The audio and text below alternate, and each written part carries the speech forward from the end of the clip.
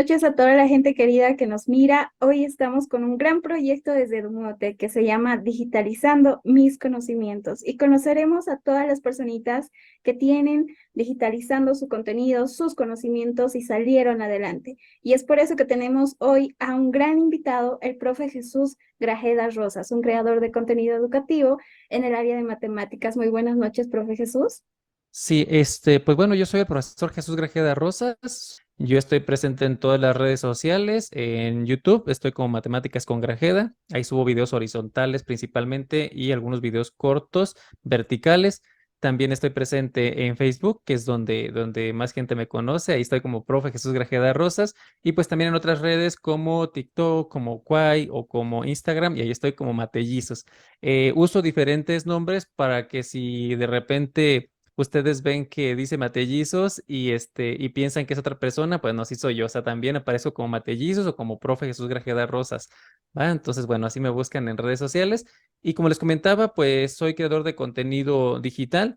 También escribo libros, también doy talleres, doy cursos y pues todo relacionado con lo que es la matemática. Pues mira, el objetivo principal es acercar el conocimiento matemático a las personas, no necesariamente estudiantes porque muchas veces pensamos que únicamente los estudiantes son los que requieren aprender matemáticas, pero yo me he dado cuenta que al menos en mis redes sociales tengo una gran cantidad de personas que ya no están estudiando, pero sin embargo les gusta ver los videos de matemáticas. Entonces, ahí me gusta acercarle a todo tipo de gente este conocimiento para que también vayan refrescando un poquito esas cosas que aprendieron hace algunos años y también, ¿por qué no? Para que vayan...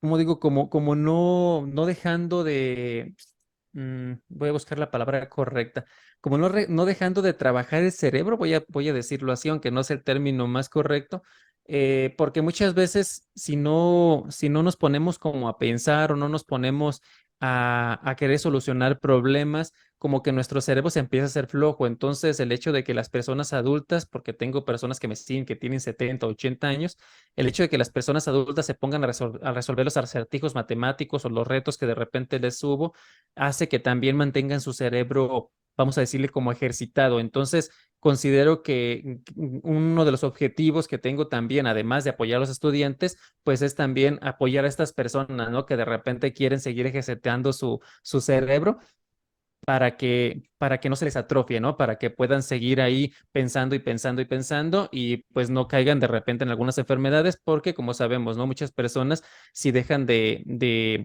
ejercitar esta parte del cerebro, pues terminan con algunas enfermedades, por ejemplo, como Alzheimer. Entonces, hay personas que me han dicho que usan mis videos también para poder, valga la redundancia, para poder ejercitarse. Pues originalmente fue porque había alumnos que de repente no iban a clases y yo como profesor, yo estaba dando clase en un colegio, yo como profesor pues tenía que de alguna manera hacer que no se me atrasaran. Entonces yo los citaba en el receso, en el descanso, para poder explicarles brevemente lo que habíamos visto y así cuando tuviéramos la clase, pues más o menos entendieran de qué se trataba la siguiente clase, ¿no? Dado que las matemáticas pues sí requiere ciertos fundamentos para seguir avanzando, pero de repente había tantas faltas que yo ni siquiera podía tener mi receso. Entonces, lo que empecé a hacer fue crear los videos para mandárselos específicamente a ellos, a esos que iban faltando. Entonces, de tal manera que si un día habíamos visto, por ejemplo, suma de fracciones y el alumno no había ido ese día, entonces yo le mandaba el enlace para que así vieran el video y ya el siguiente día que estábamos viendo ahora multiplicación o estábamos viendo problemas con sumas de fracciones, pues entonces el alumno ya tuviera esas bases y no tuviera que empezar desde cero, ¿no? O tener que atrasar al resto del grupo por culpa de él que había faltado, ¿no? Ajá, entonces principalmente fue por eso, pero ya poco a poquito, pues la verdad es que también han ido cambiando como los fines de mi canal, ¿no? O sea, al inicio sí fue así, pero ya después, pues hasta dejé de trabajar en una escuela, ¿no? Entonces no podría decir ahora que sigo haciendo contenido por mis alumnos, puesto que ahora ni siquiera tengo alumnos presenciales. Han cambiado ese tipo de cosas, pero originalmente, como te digo, sí fue por eso, ¿no? Como para poder apoyar a mis alumnos que tenía ahí principalmente. Pero ya después fui viendo que otras personas empezaron a ver mi contenido, que eran estudiantes o que eran personas mayores, y pues bueno, ya fui poco a poco creando también más variedad de contenido en redes sociales. Pues fíjate que en general no, ningún miedo, o sea, que yo dijera, híjole, me da miedo como hacer por tal cosa, no, pues no sé, o sea, Posiblemente hay algunas personas que puedan contestar como miedo a las críticas. Yo la verdad es que nunca me importó mucho eso, o miedo a las cámaras. Pues no es que tuviera miedo, por ejemplo. Creo que sí hay algunos retos, eso sí, que hay que ir superando poco a poco, como tener un miedo a querer iniciar algo, a querer emprender algo, la verdad es que no. O sea, no sé, yo decía, pues voy a subir el video y voy a subirlo con las herramientas que tengo, ¿no? Con una mala cámara, un mal micrófono, y ya si alguien lo ve, pues adelante, y si nadie lo ve, pues está bien también. Entonces realmente no es como que tuviera en algún momento algún temor por subir videos. La verdad es que sí, porque yo soy de la idea de que si eres constante en algo, tarde o temprano vas a conseguir lo que buscas. Lo que sí a lo mejor no esperaba que fuera tan rápido. Para mí la pandemia, por ejemplo, además de que significó miedo a perder a mi familia, a seres queridos, también significó un crecimiento en redes sociales muy, muy alto. Yo estaba creando contenido ya desde 2 o 3 años antes de la pandemia, pero la verdad es que el crecimiento era muy poco, porque pues poca gente realmente se interesaba por ver contenido de educativo en redes sociales. Pero después se viene la pandemia y entonces ya no había clases o a los alumnos les decían, oye, tienes que resolver esos trabajos o a los papás de los alumnos también, ¿no? Les decían, oye, es que tiene que aprender o enseñarle a su hijo a que resuelva ecuaciones, ¿no? Y los papás ya ni se acordaban cómo era eso.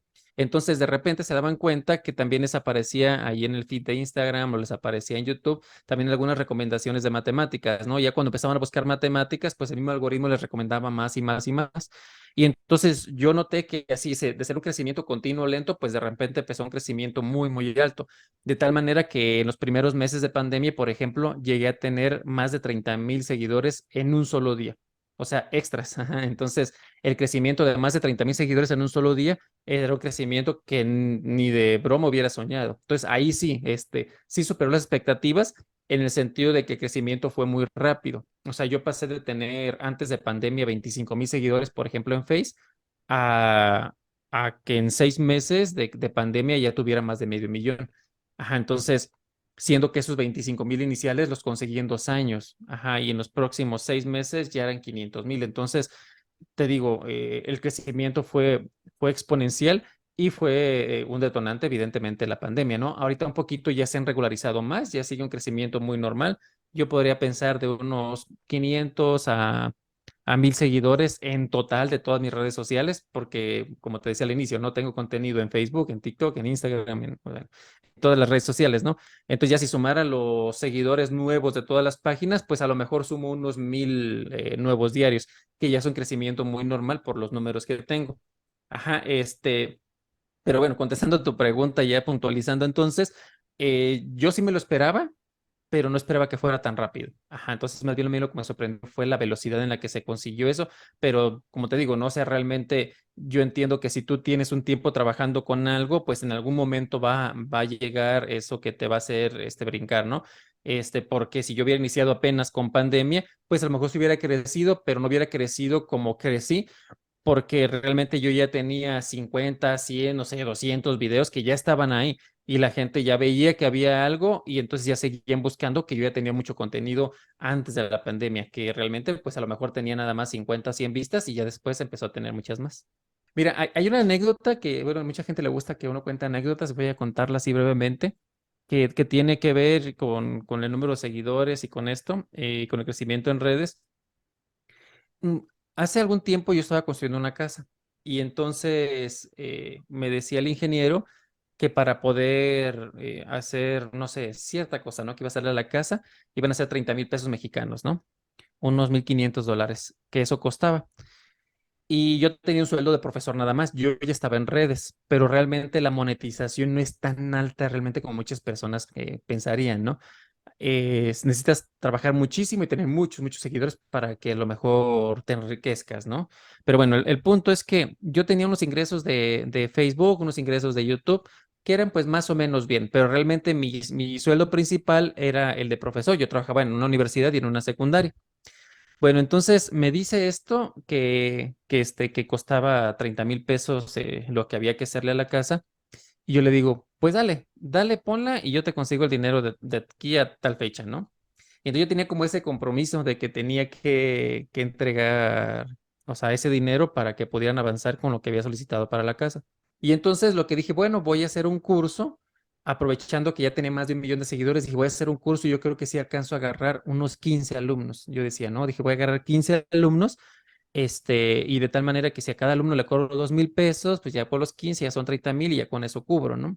Y ya pues empecé a planear todo el curso. Entonces, recuerdo que planeé el curso un sábado a la 1 o 2 de la mañana. Yo estaba pensando en eso y empecé a escribir algunas cosas y demás, ¿no? Y entonces ahí mismo publico y digo, oiga, si lanzo un curso de matemáticas de tal forma y así, que costaría tanto, ¿quién le interesaría? Lo escribí y me dormí. Entonces, cuando despierto el sábado, porque digo que eso fue el sábado a la 1 de la madrugada, cuando despierto como a las, no sé, 8 o 9 de la mañana, me doy cuenta que tenía muchísimas reacciones. Y entonces esa vez, por ejemplo, lancé la convocatoria para el curso y en lugar de tener esos 15 alumnos que yo esperaba tener, metí 60. Entonces esa vez, pues por como habían sido 2,000 pesos por cada alumno y metí 60 alumnos, pues me gané 120,000 pesos. Entonces para mí era como que, wow, porque eso superaba por mucho lo que yo ganaba en redes sociales y lo que yo ganaba con mis suelos y demás, ¿no? Y entonces eso, evidentemente, fue porque hay una comunidad detrás de gente que ya confiaba en mi trabajo, de personas que ya veían que yo hacía buen contenido y que a lo mejor dijeron, bueno, pues el profesor hace buenos videos, a lo mejor es bueno dando clases, ¿no? Entonces confiaron a sus hijos para que yo les diera ese curso. Y de ahí la verdad es que ya no he dejado de dar, evidentemente ya no con los mismos números, ¿no? Porque ya es complicado, sobre todo porque ya no es pandemia y demás.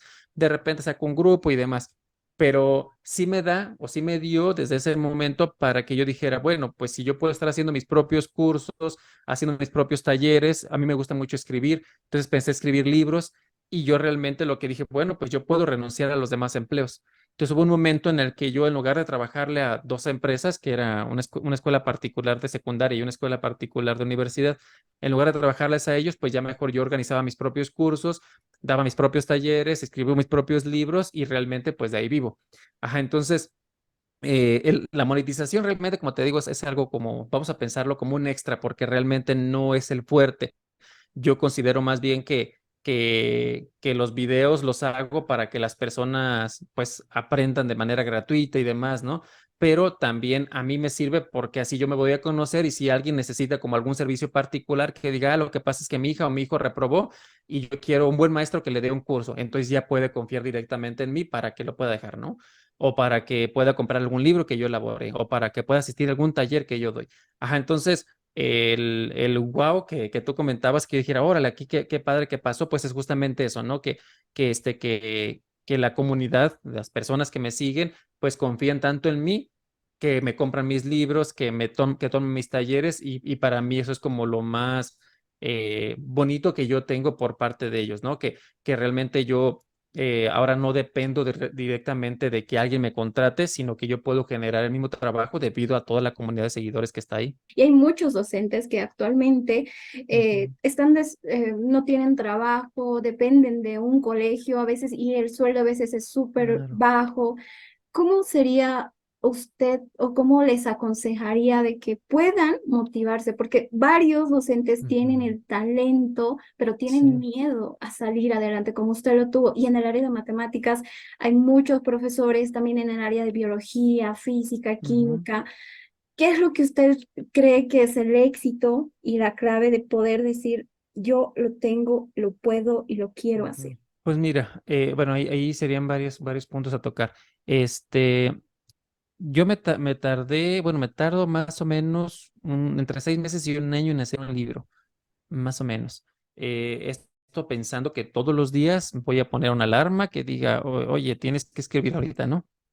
Y entonces, no sé, como un recordatorio.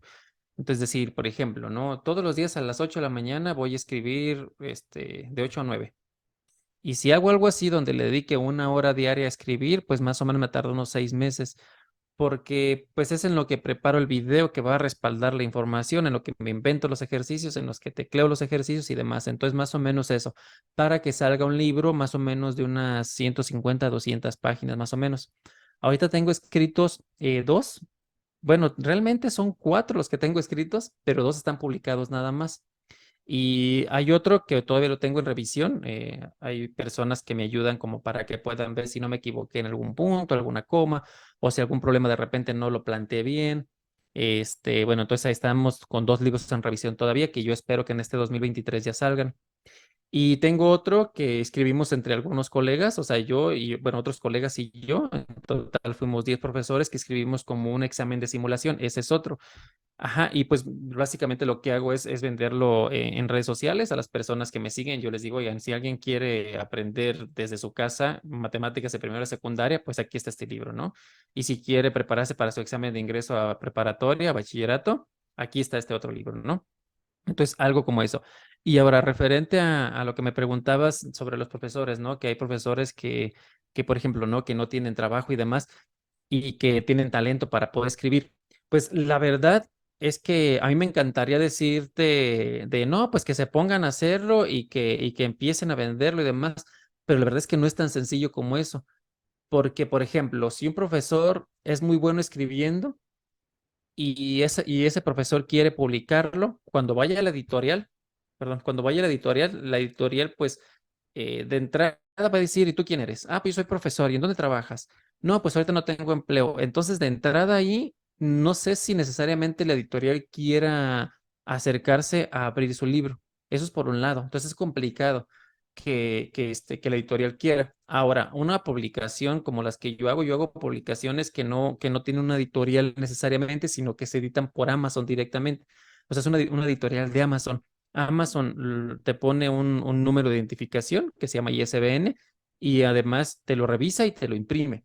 Ajá, entonces yo lo hago directamente con ellos y lo hago simplemente porque por los números que yo tengo en redes sociales realmente no necesito que una editorial me respalde. Ajá, entonces, un profesor, vamos a pensar en un profesor que va iniciando y que no ha encontrado trabajo y que es bueno escribiendo, pues a lo mejor sí pueda ir a tocar las puertas, pero no sé si se las van a abrir en una editorial. Ahora, si lo hace por Amazon, sí puede hacerlo, pero ahora, ¿a quién se lo va a vender? Es el problema. Entonces, realmente no es sencillo. O sea, te digo, a mí me encantaría decirles, no, sí escriban y pónganse a publicarlo, pero la verdad es que no es fácil, porque, pues por eso que te digo, ¿no? A mí, 2, 3 maestros me han dicho, profe, yo te puedo ayudar a escribir, pero tampoco me gusta eso, porque si no los escribo directamente yo, como que no siento que sea mi estilo, ¿no? Y aunque por mucho que se quiera pegar un maestro a mi estilo y que yo le pueda pagar porque me ayude a escribir, pues al final no va a ser mi estilo y si las personas pagan por un libro que dice que es mío, pues lo mismo que esperan es que sí sea escrito por mí, ¿no? Ajá, entonces, pues bueno, para cerrar ese punto, la verdad creo que sí es algo complicado. En general en Latinoamérica, los profesores sí la tenemos difícil. En general, yo creo que casi cualquier profesionista la tiene difícil, pero yo sí creo que hay un momento en el que después de estar insistiendo, insistiendo, insistiendo, insistiendo, pues vas a tener que despegar. Es mucho más difícil que alguien que nace en un país acomodado, un país de primer mundo, lo tenemos más difícil, la verdad, a lo mejor 5 veces más difícil, pero de que es posible, ¿no?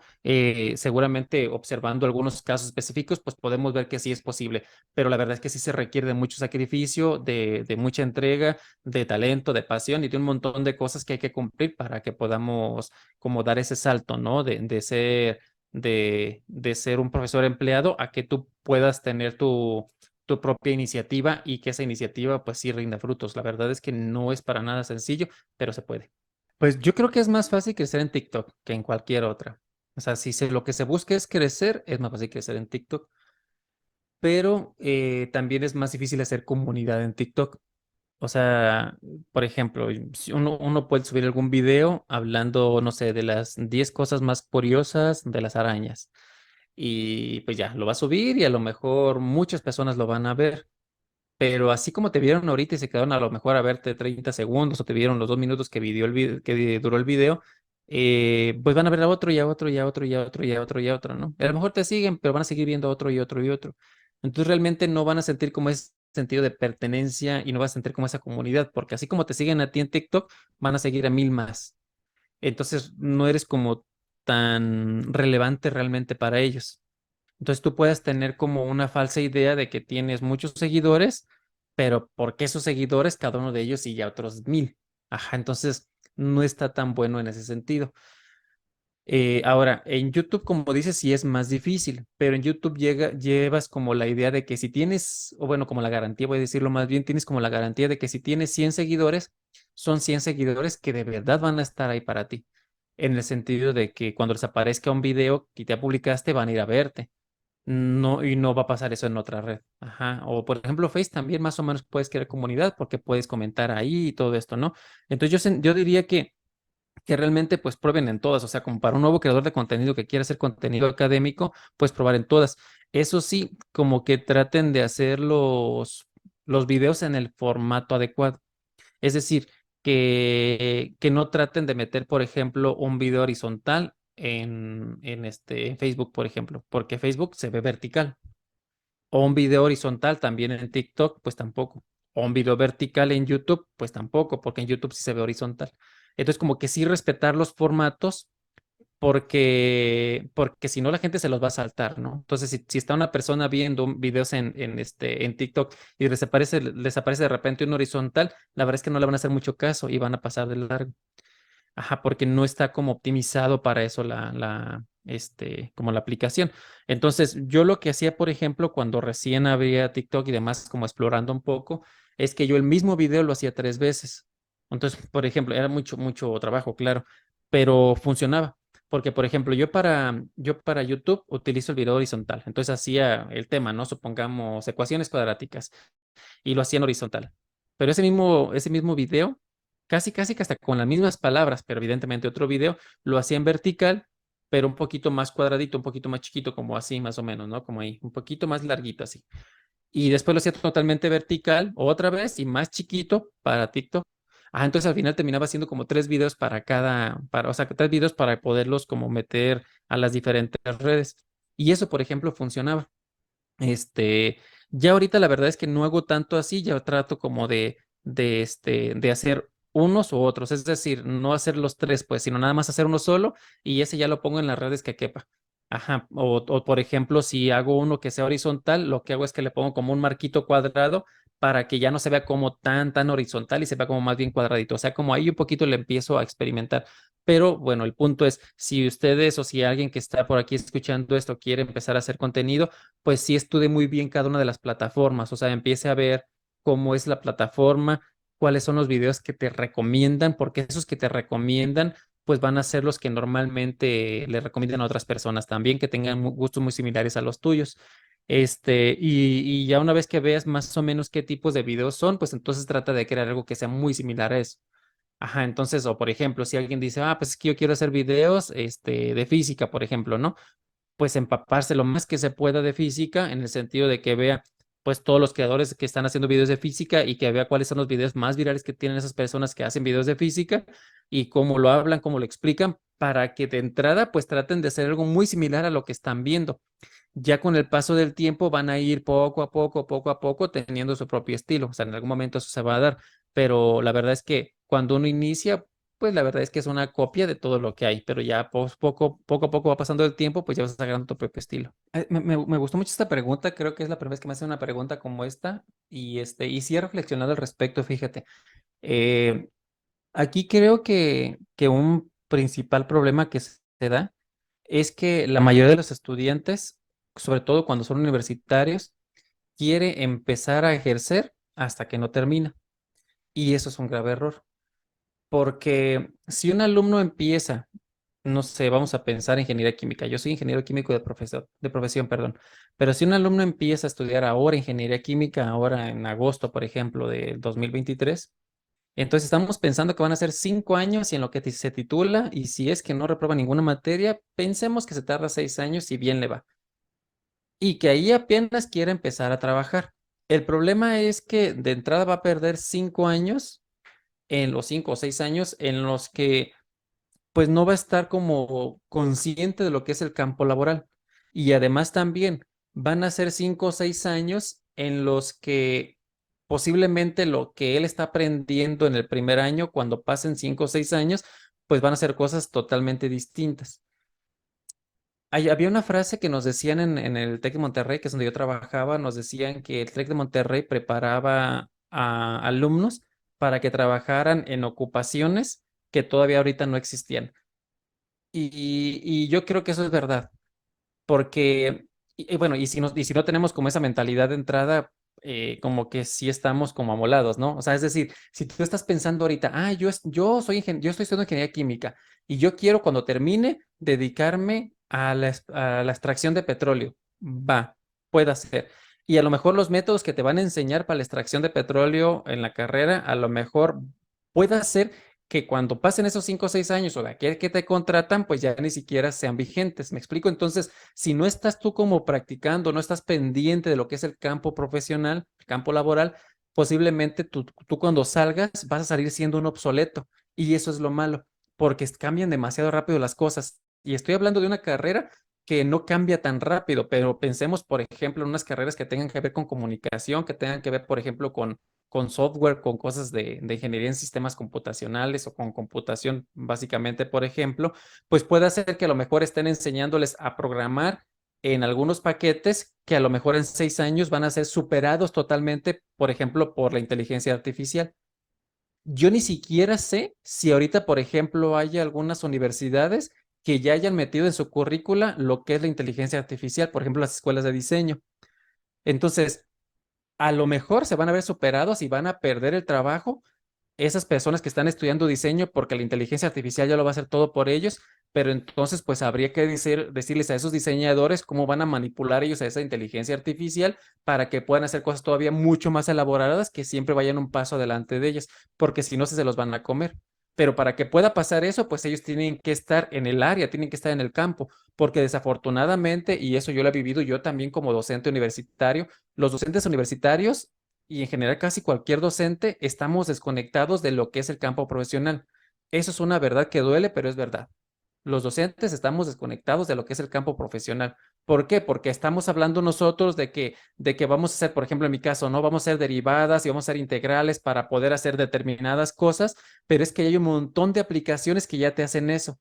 Entonces, ¿por qué no pensar mejor en reestructurar esas materias, esas asignaturas, los temas que se ven para mejor ver aplicaciones directas que ya se puedan resolver con lo que ya está en el mercado, con lo que la tecnología ya te está dando? Y bueno, aquí estoy hablando un montón, pero quizá podría seguir hable y hable de este tema, pero en conclusión, para que realmente los alumnos no salgan y cuando terminen no sepan hacer nada, yo creo que el principal consejo que les doy es métanse de lleno. No se esperen a que pase un semestre o 2 semestres, sino que luego, si ellos quieren ejercer como diseñadores, por ejemplo, pues que desde el primer año se vayan en las tardes a algún lugar donde estén a lo mejor diseñando, no sé, publicidad para páginas web o publicidad para políticos o lo que sea, ¿no? Pero que estén en el campo laboral, aunque sea de gratis.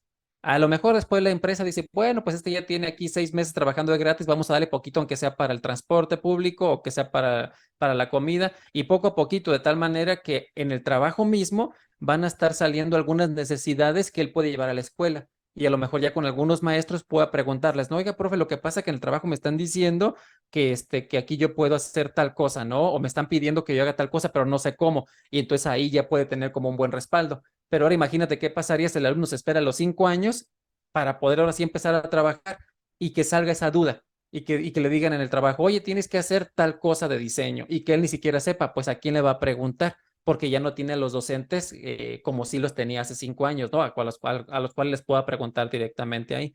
Ajá, entonces, pues bueno, cierro con eso. Tienen que acercarse a un trabajo luego, en cuanto empiecen y que no pongan de pretexto, es que no me alcanza el tiempo porque en la escuela estoy yendo 7, 8 horas diarias a la escuela, pues no importa. A lo mejor tienen que hacer menos actividades de otras que estaban acostumbrados a hacer, o a lo mejor se acaba a lo mejor las salidas en la noche o qué sé yo, pero sí es importante que se claven porque si no va a pasar eso, ¿no? Lo que me comentabas tú, que van a terminar siendo superados por la tecnología y por la inteligencia artificial. Y eso puede hacer que sí les vaya a pasar, pero siempre y cuando no estén ellos metidos en lo que es su campo profesional desde luego. No, por nada, por aquí estamos a pendiente y de verdad muchas felicidades bueno, gracias primero y muchas felicidades a todo el equipo de EduMuotech por esta iniciativa. Yo considero que mientras más jóvenes empiecen a querer emprender, a sacar cosas nuevas, a estar picando piedra, pues cada vez va a ser mejor, ¿no? Porque como que siempre tenemos como la falsa idea de que los jóvenes son el futuro del país, pero ¿por qué no pensar en el presente? La verdad es que al menos en la parte de tecnología, los jóvenes son mucho, mucho más, voy a decirle, bueno, es mucho más fácil que ellos puedan aprender y puedan emprender en la parte de tecnología que los adultos. Para los adultos siempre les cuesta un poquito más de trabajo hasta poner la alarma en el celular, ¿no? Y la verdad es que si ustedes que son jóvenes se acercan a estas cosas desde muy temprana edad, pues cuando pasen 5 o 6 años de estar allí como picando piedra, pues seguramente van a empezar a recibir los frutos de lo que han sembrado. Muchas felicidades.